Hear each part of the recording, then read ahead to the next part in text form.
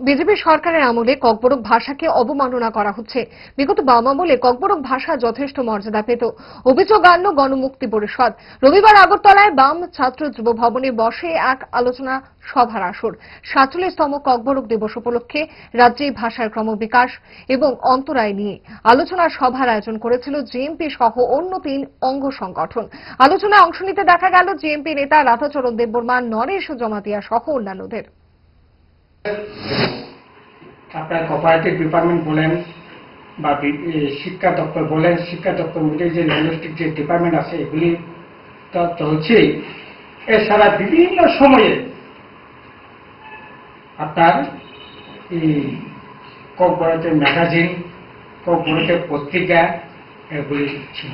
এখন একটা পত্রিকা, একটা ম্যাগাজিন এই ৬-৭টা বছরের মধ্যে এডিসি প্রশাসন একই। গীতায় বলছে কর্মফল ভুগতেই হবে, কেউ আবার পৃথিবীতে আটকাতে পারে না। দেখুন মন্ত্রী রতনলাল নাথ কি বলছেন।